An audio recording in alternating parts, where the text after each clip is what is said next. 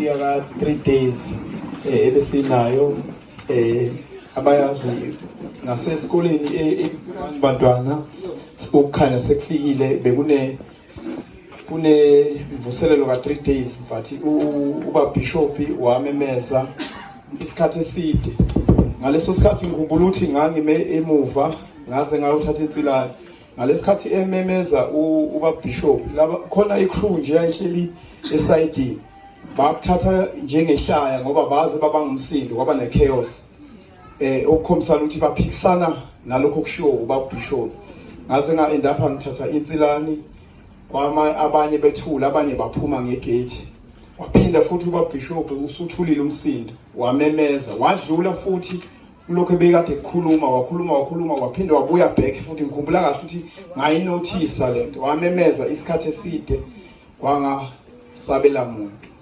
emveni kwalokho ke sasesizwa lo mbiko egameni likaSithu Jesu amen. Umbiko othini ukuthi yena lo mfana la akasekho wafa kanjani? No angizange ngisakulandela ukhona ulwazi mamthembu ukhona ulwazi ngoba wachitheka igazi sangafe nje but the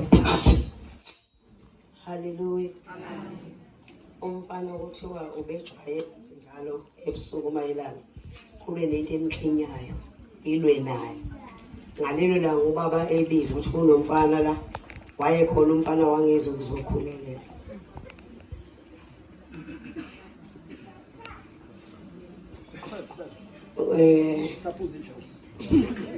Unabeza.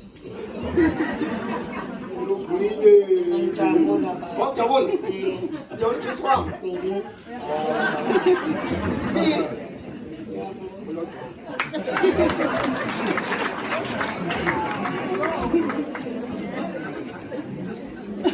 Athe ngalelo langa ke sekuphuma inkonzo ngalolo lusuku babuwabiza ngalo wayeselwa nalesi silwane wamemeza abangamuzwe ekhaya ukuthi uyamemeza wagcina eshaya iwindi ethi ufuna ukuphuma ngewindi kwavele kwafa iwindi amaglasi amsika isandla sonke wopha waze waphelelwa amandla bambona late esophile kuthe noma sebethi bazama ukumusa ekliniki wavele wafike wathula eshila ubaba bavele basosa umsindo nje abafana emuva ekhona naye lo mfana ebizwa wangeza.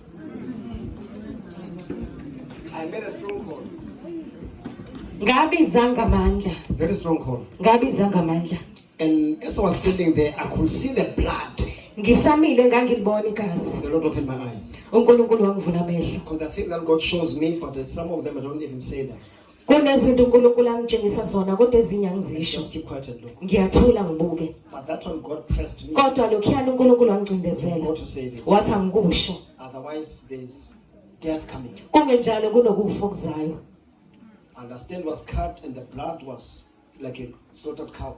Ngiyaqonda ukuthi wasikeka kanti igazi lagobhoza njengegazi lenkomo. So when God speaks, Manje uNkulunkulu mekhuluma. other people they look at a person. Abanye abantu babuka umuntu. Who is it to tell me that? Ukuthi ungubani lo ukuthi ngangitshela lokho. Can the thing undermine Kanti lento ibukele phansi. is the thing that God has sent for your help. Ileyo into uNkulunkulu ayithumele ukuzosiza wena. That thing, Leyo nto. that nameless thing, Leyo nto engenagama. God has sent it for a reason. uNkulunkulu uyithumele isizathu. Hallelujah. Amen. Hallelujah. Amen. So to you that are here today, Manje kuwe olapha namuhla. may God meet your needs, Ngathi uNkulunkulu ngahlangabezana nezidingo answer zakho. prayers, Ephendule imikhuleko yakho. open your doors, Evule iminyango yakho. and also I speak over your yard. Ngikhuluma phezulu kwecele lakho futhi. Yesterday we were breaking bottles. Izolo bekade siphihliza amabhodlela. So this is Johnny. Besiphihliza amabhodlela. The mic again, it is. Amen. Hallelujah. Amen. We are breaking those bottles. Siwaphihlize lawo mabhodlela. If you believe it, just do it. Uma ukholwa kwenze, uma ungakholwa kuyekele kanjalo. Hallelujah. Amen. Abagulayo mabaphile. Amen. Abagulayo mabaphile. Amen. Izifo mazihambe. Amen. Amagcono kufa mawahamba. Amen. Isikhomba masibuye. Amen. Isibele sesisha masibuye. Amen. Lesi sidala esinenkinga masiphume. Amen. Yamukela isiphetho sakhe esisha. Amen. Ngegama kaJesu. Amen. Ima ngeenyawo.